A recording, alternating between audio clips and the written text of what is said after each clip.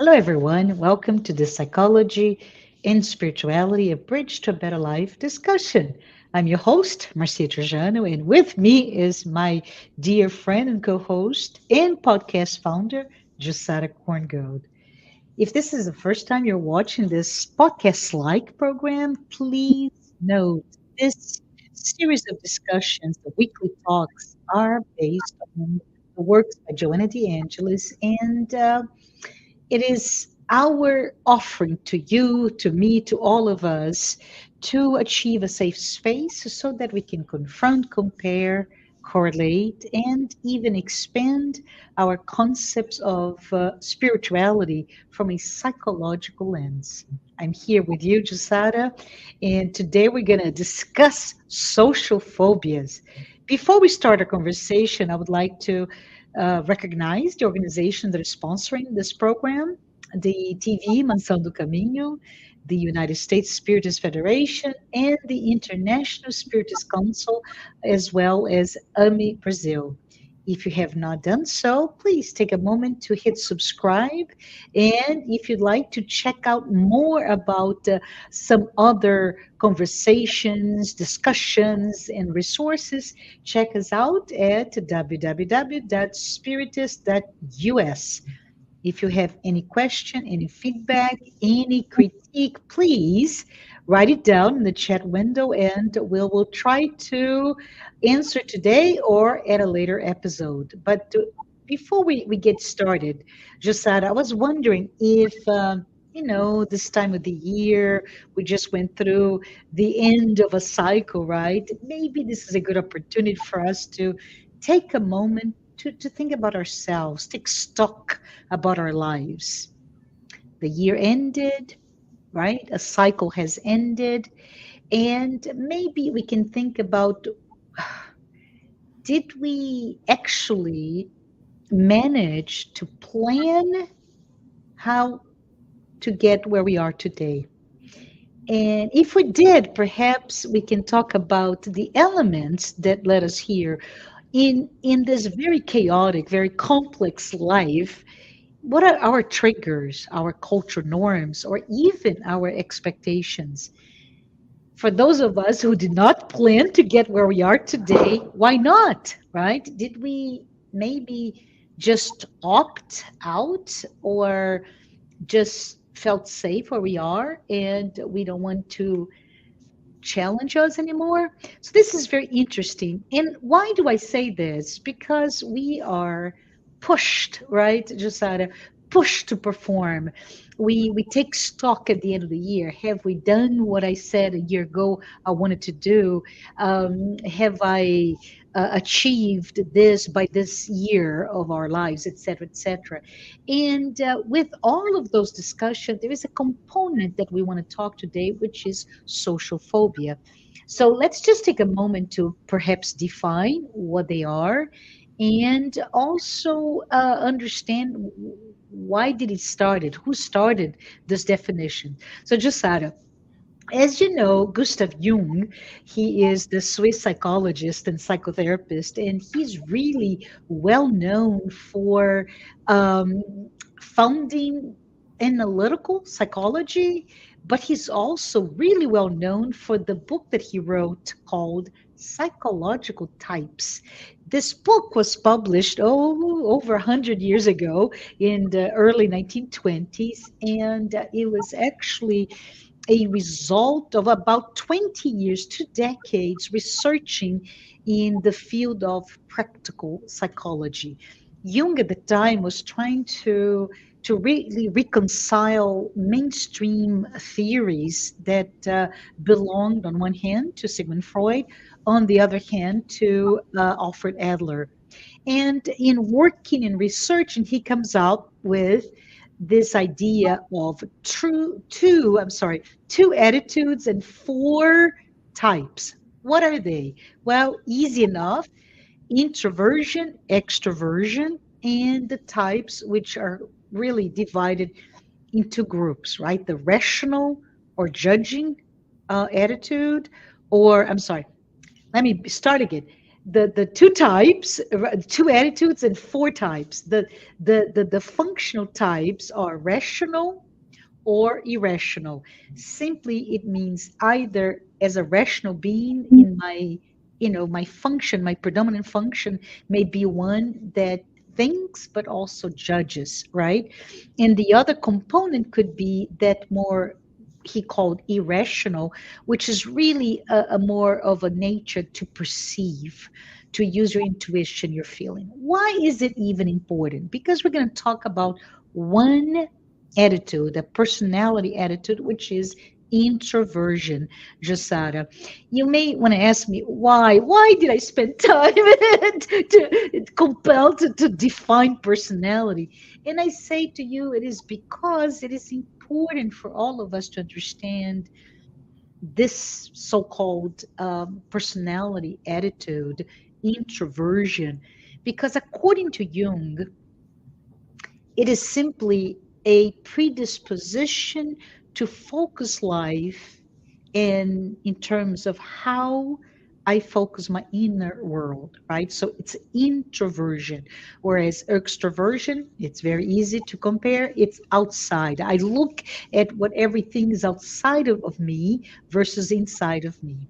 And those four types, they get together. We've heard about the Myers-Briggs, right? That are 16 personality types when we start to combine all of those extroverted thinking, introverted thinking, for example. And it can get quite complicated, but we're here to first understand that we are not just a pure, right? We're in labeled as I am this, I cannot be that, but it really tells our predisposition about what feels more comfortable from a personality perspective.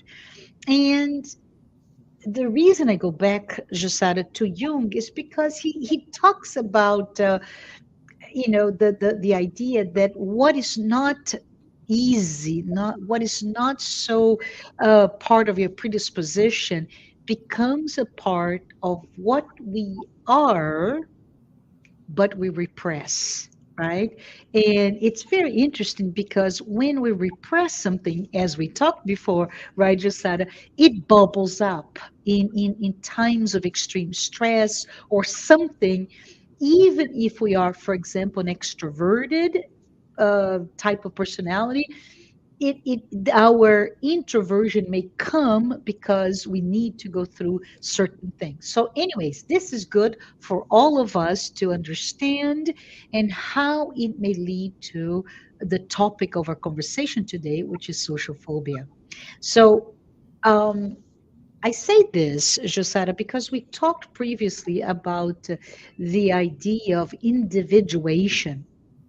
Basically, individuation is a process of becoming aware of all that we are, right? And all that we can achieve. This sense of um, being integral, being whole, being individuated. And as I say this, I go back to the book, this beautiful book that Joanna de Angelis wrote, The Integral Human Being, where she tells exactly what Jung mentioned, so, about 100 years ago, that when we are under a lot of stress, we, as introverted individuals, may fall into that category of having phobic behaviors. What am I talking about? Basically, I'm talking about social phobia or phobic behaviors that there are many of there, right, Josara? But the one that we're talking about, I would like to talk about, is actually social anxiety disorder, or in other words, anxiety. It is okay. It is normal for all of us to be afraid. It is normal for all of us to have anxiety. The problem, Josara, is the fact that it can become a pathological state for us, which is this long term, overwhelming fear of a social situation, right? So, question for you, Jill. I know that those of us with this type of social anxiety disorder feel that we are somehow judged, that we are, under the microscope. And while this can be treated with either talk therapy, pharmacotherapy, etc., my question to you, Jo, why is that we are so vulnerable, especially in this day and age, to feeling that pathological state of fear with social anxiety? What are your thoughts?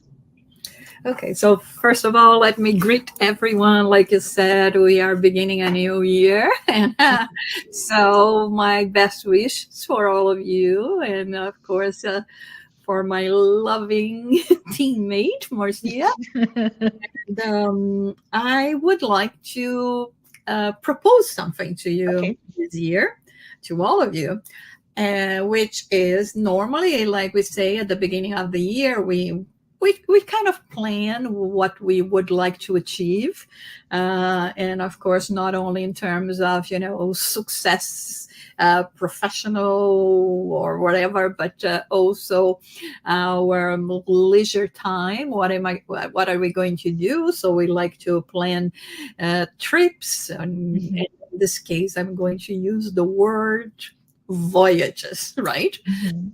So there is one voyage that we all should be thinking about, which is the one that is not going to cost you anything. It is the one that we will do a voyage to deep inside ourselves. So, and this is a hard one Yes. because this is goes much with what you asked, Marcia, in terms of why it is sometimes we feel easier to just avoid certain situations, to avoid things that we know that we are going to be reacting in a way or another, or that may be risky to us. Mhm. We do not want to to go into this voyage of getting to know ourselves, of Yeah. having to look deep inside and analyzing our flaws, and of course the many virtues that we already have achieved. I mean, we've been around for a while, so this is one thing that is there. But we also have to remember that we are not just a being that, according to my birth certificate, now it's named, Jussara Korngold, but I am so much more of that than that. I'm the sum up of many incarnations where I lived different experiences, and some of them, the good Mhm. and the bad, it stayed with me. And so, for whatever reason, we see ourselves reacting to some situations that we will not find rational explanations in this lifetime, that may be related to previous ones. So now we are talking about fear and anxiety and situations that can provoke, trigger that more than other situations. Mhm. Have to take this into consideration. And of course, as you said, there is nothing else that we will help us than to become conscious of that, and even look for the correct kind of treatment, so Mhm. that we can face and start digging up, like in an archaeological site, the things that may be in the root of our reactions, of Mhm. our traumas, our fears, that if we just live there, they are not Mhm. go away, Mhm. right? So I think, when we are talking about social phobias, it may be something that it's cooking for quite a while. We cannot just point to a special occasion and said precisely, this is where I started, having fear of heights. There is no such a thing as a switch, right? From that point on, I Yeah. no longer could go to a very tall building and feel okay, right? Yes, and also, you cannot say, oh, just because I had a scare with, let's say, a motor vehicle, I'm not getting into a motor vehicle anymore, or things like this, Hmm. that per se, not necessarily are just related to this event. In order for Hmm. us to assume this kind of attitude, Hmm. it's history. Maybe it was not exactly a vehicle. Oh, it could have been, a horse, a chariot, whatever, but something Hmm. that awakened in us the same kind of reaction. And so this is one thing. And then now at this point, you maybe ask, oh, come on, sister, this is not fair. I have already on my plate just thinking about how you're bringing about Hmm. past experience. It's just for us to have on the back of our mind that, you know, when something is too strong, too deep, there is more to that. There is Yeah. a history. I love what you're saying, right? Because when we talk about what Gustav Jung talked about in terms of this predisposition, and we talked about talk therapy or even a, a drug therapy to deal with our this pathological fear.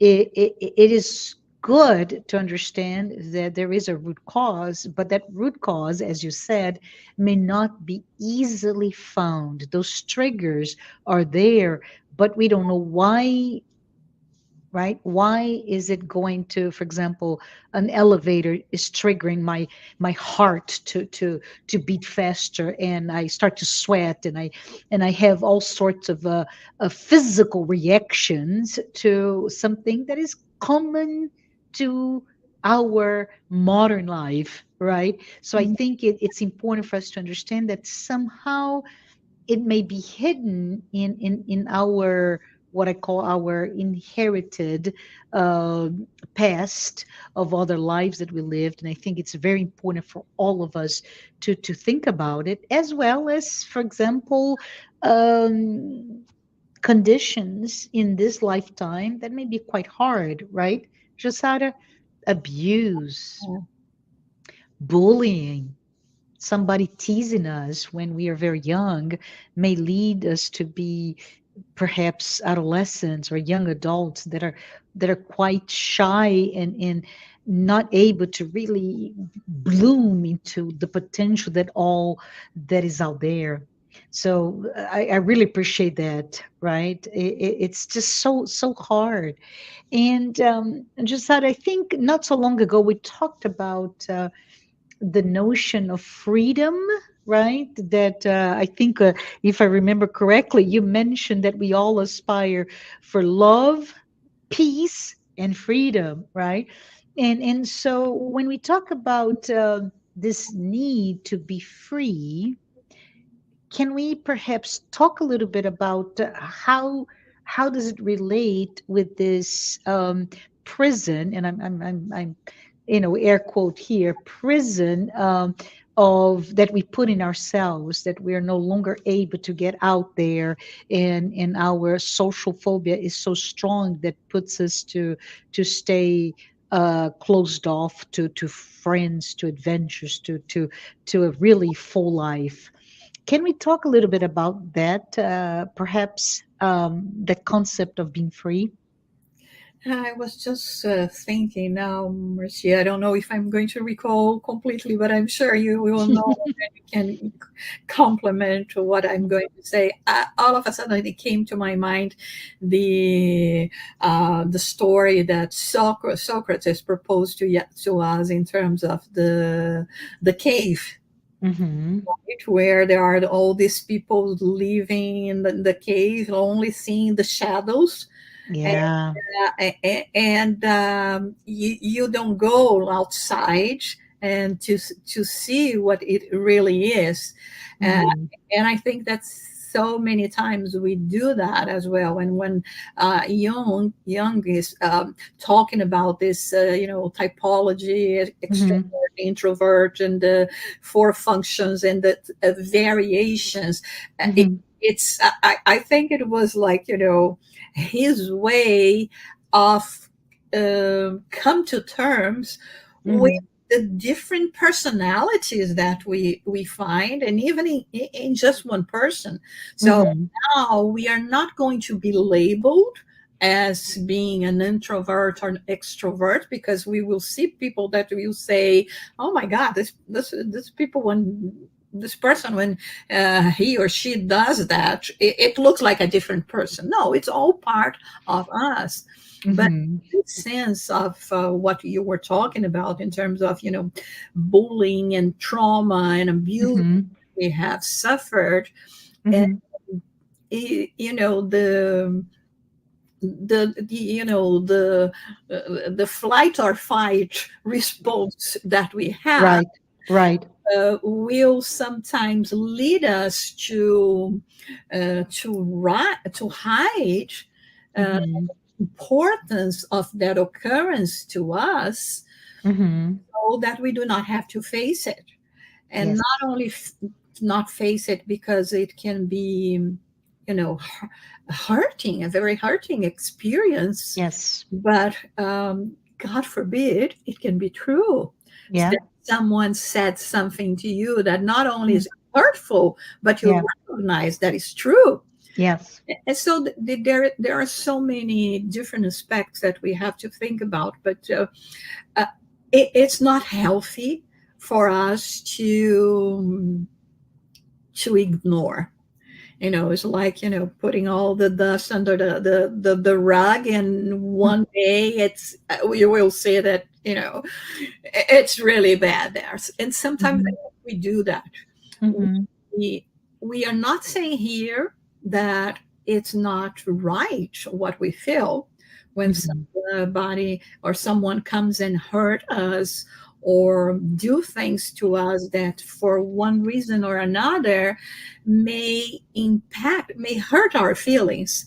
Okay, Yes. it can be, unfortunately, like children and teenagers, that they are not very sensitive in relation to their peers, and they just start laughing because, that clothes that you decided to wear today was not according to fashion or whatever. It's such a silly thing that may impact you for the rest of your life. Correct. And believe me, it's not just because you can recognize that precise fact, reason that led you to this kind of behavior, that we are going to manage to just say to fix it. Instead, Mm-hmm. it's an Mm-hmm. assessment. Yeah. So we are going to make an assessment, and then we will correct it. Let me share something very personal. Um, I'm a cancer survivor, and I lost my mother to cancer, and right after, I did all the treatment that I had to do, and that was years ago. Thank God I'm still here.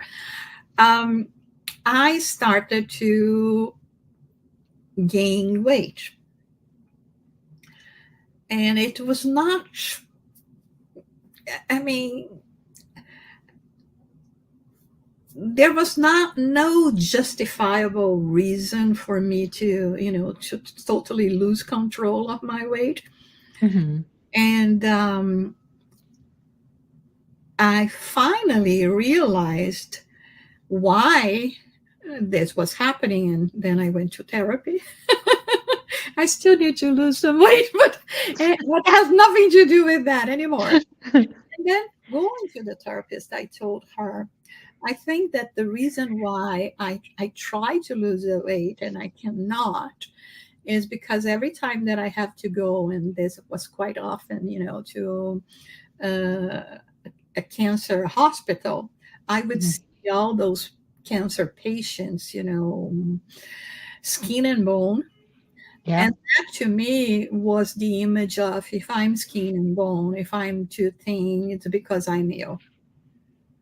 So I knew perfectly well what the problem was, that I was trying to lose weight and nothing worked, because at the back of my mind, there was this image that I saw like happening with my mom, and I saw with all the other patients, and that was like, something that didn't allow me to go through with anything.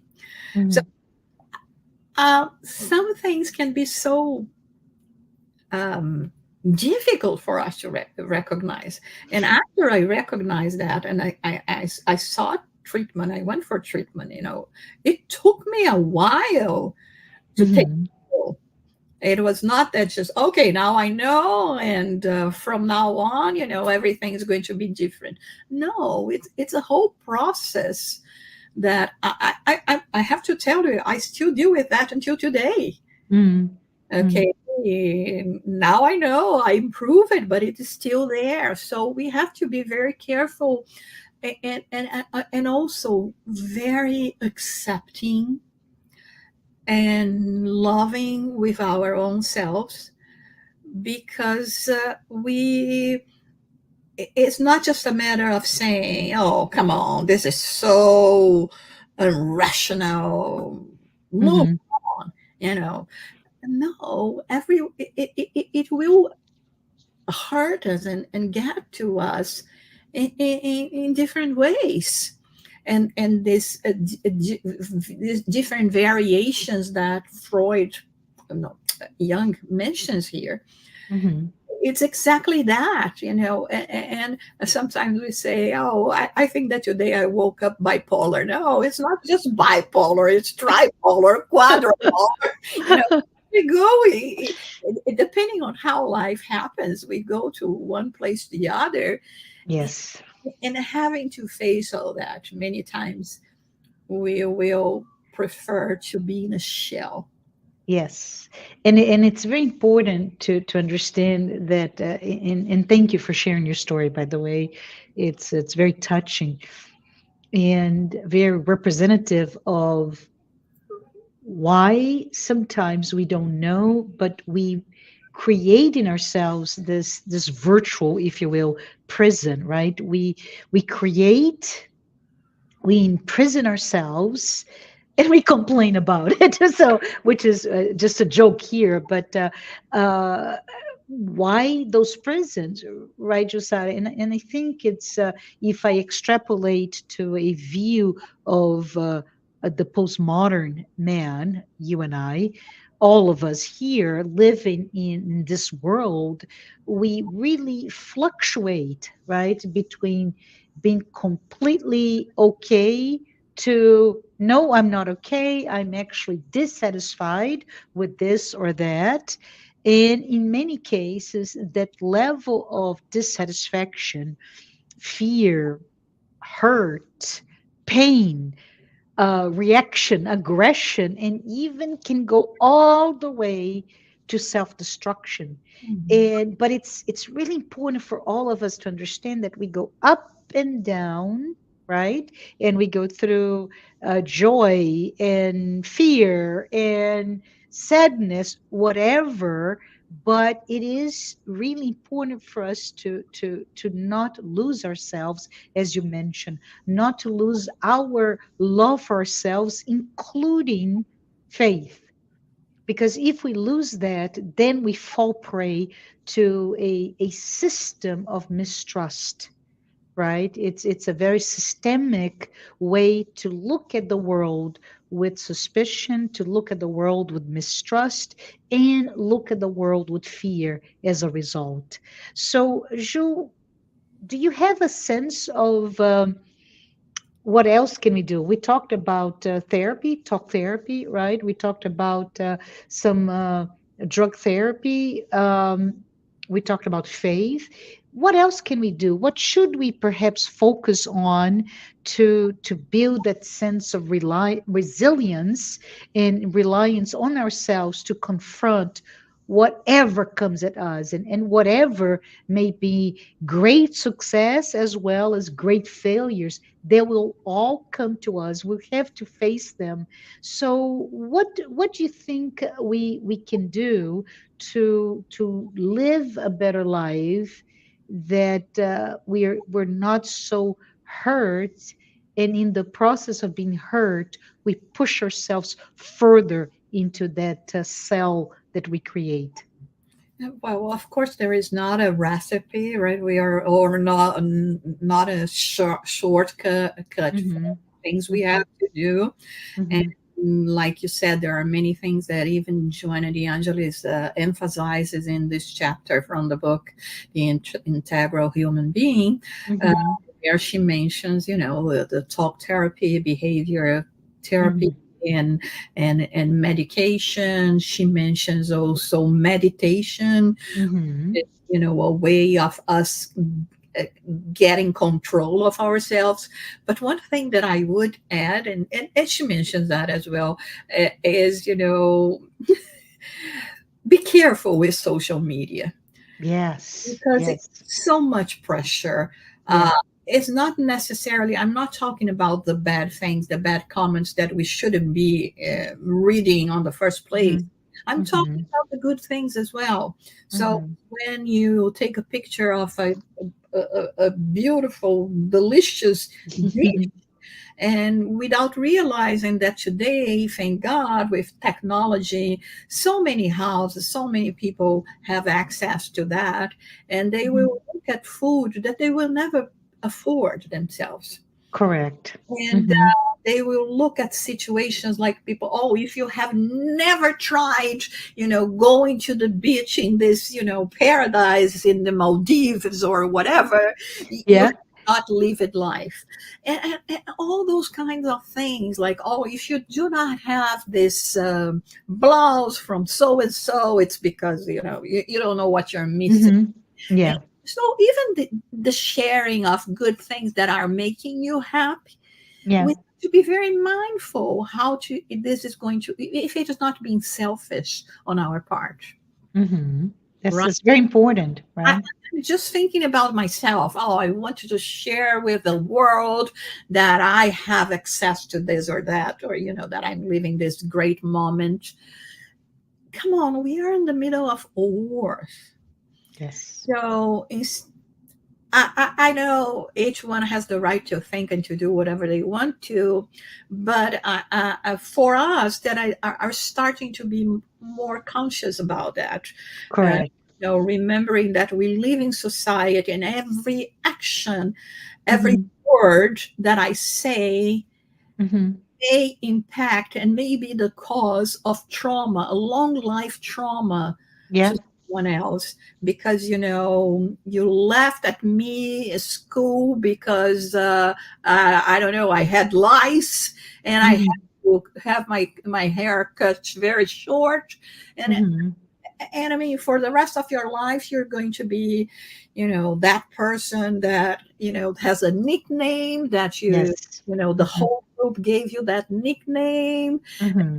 uh, or because you had, I don't know, a thyroid problem and you have a raspy voice. Oh, the raspy is coming. It's Yes. an illness. We Mm-hmm. should be so much more careful. And sometimes, even when we are talking about, oh, but they are children, they do not know what they do. So if they don't, the educators, the parents should be talking, Mm-hmm. or we should have classes on being more sensible in relation to others, or meditate about the golden rule. Correct. Would I like if anyone would come to me before all the disgrace that I'm living now, Mm-hmm. and and do this or that. There was a time that divorced parents were a complicated thing. So you would be pointed in that school, all their parents divorced, and That's that's right. the thing. Mm-hmm. And if it's very easy for us to place ourselves in the Mm-hmm. position of victims, Yeah. and to shut down ourselves, to Yes. hide from the Yes. world because I don't want it to face, I don't want it to get my more hurt. So I will give up life. I'll give Mm-hmm. up living Mm-hmm. because I don't want this trauma anymore.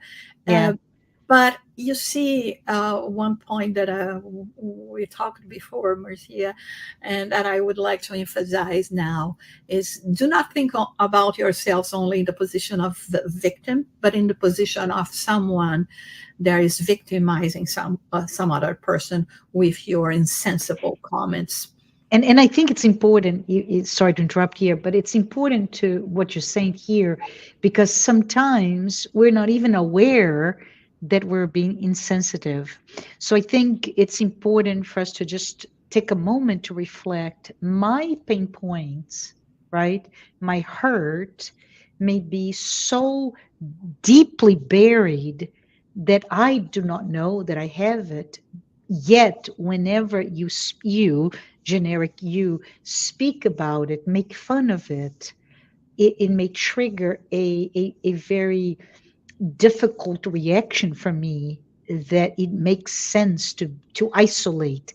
So victim or those who victimize the others, we should both be aware of this issue, right, Jusara? And you see, Marcia, sometimes it's not even a direct uh, Mm-hmm. comment that you receive. With Mm-hmm. social media, if someone talks about, oh my God, if you're still wearing Mm-hmm. jeans, is Yeah. because, whatever. So you will think, oh, I'm still wearing jeans, right? Yeah. It's not Yeah. even addressed to you, Yes. but it will Yes. bring you shame Correct. because you Mm. are going to be accepting Yeah. what others are saying. Mm-hmm. Everything here, what Joanna de Angelis is trying to show us in this chapter, it is a problem. It is happening much more than we are realizing. This anxiety that we are going to be feeling from one reason or another. Uh, Mm-hmm. it doesn't matter at this point. Just pinpoint the time Mm-hmm. that was the reason where everything started. Mm-hmm. I think the main point is for us to address that and to know that this is not a healthy habit and situation. Like she also says, Mm-hmm. everyone will have anxiety one way or another. For instance, let me share with you a secret. Uh, Every time, I mean, it's a secret, your secret with mine, Marcia.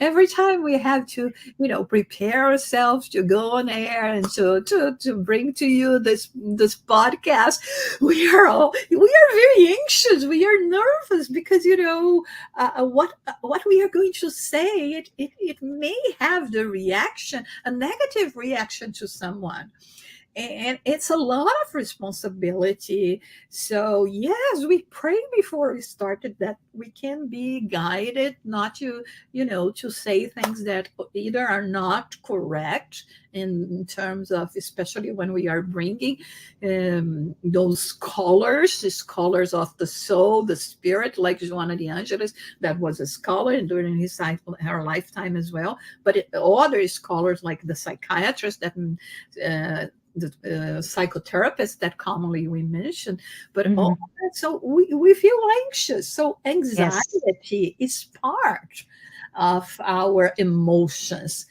but they have to be controlled as well, and they Yeah. have to we cannot let this become a pathology. Correct. Correct. And I just wanted to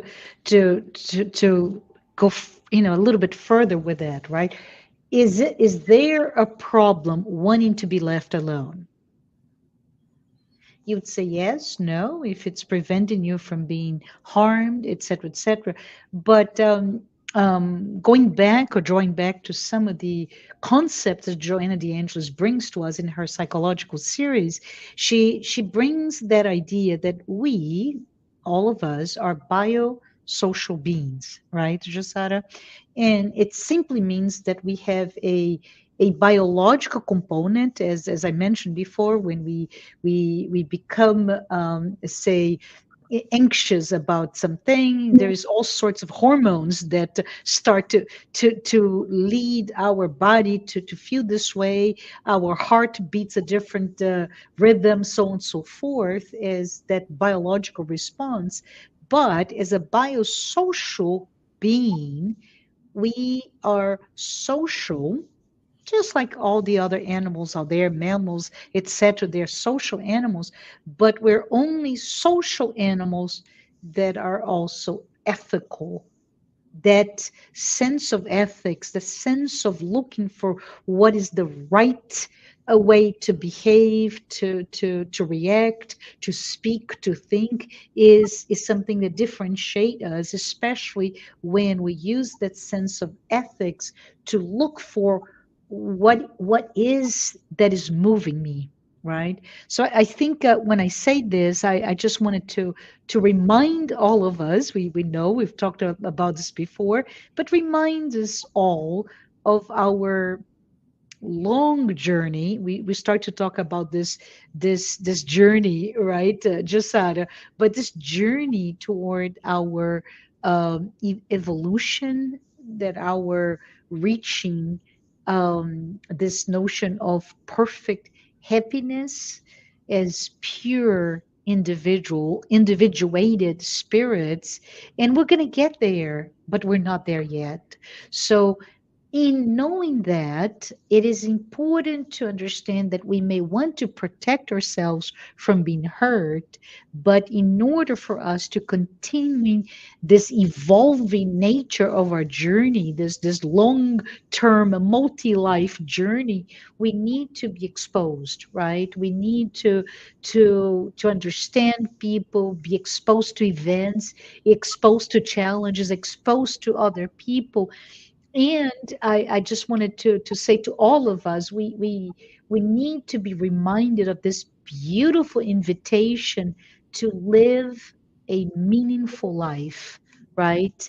To be open to new challenges, to really push ourselves to learn, to understand, to look into our values, to go through all of this multitude of chaotic, complex, not so easily understandable experiences that it's out there, so that we can really push ourselves to be bigger, broader, expanded, who we are.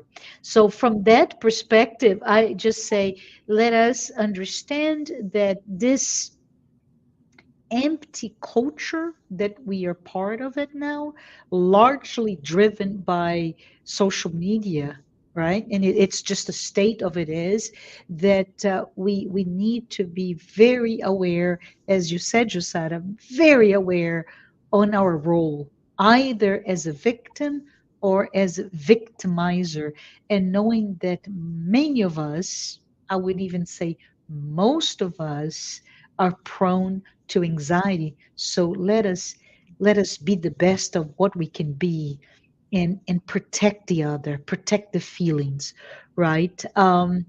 Josara, any final thoughts before we close today? Just one thing related to how we started talking about freedom. Uh, Mm-hmm. Times we may deceive ourselves saying, it's my freedom of choice to just refrain from participating that much in the world, to have Right. this kind of socialization. But according to what Joanna de Angelis explains to us, this is when we are creating virtual prisons to us. Mm-hmm. So we lose our freedom and we are not gaining anything from it. The richness of experiences is exactly to put yourself out there in the world and to contribute and to gather as much as you can from the different talents that exists in the world, that you can grow, that you can learn. In the same way that you have talents, you can have things, to teach others. And this is what makes our world so much more, beautiful, and Hmm. way that we can contribute to this growth. So it needs our participation as much as we need to be part of it, Hmm. of the whole engineering, that makes this world goes round. I love it. I love it. Those are really good parting words from you, Jusada. And I'm just saying, just be who you are, all of what you are, and welcome all your feelings, right? Let's be kind to one another and be resilient to the ups and downs that life brings to us. But with that, I want to say thank you. Thank you for being here with us today, and we'll meet again next week. So long.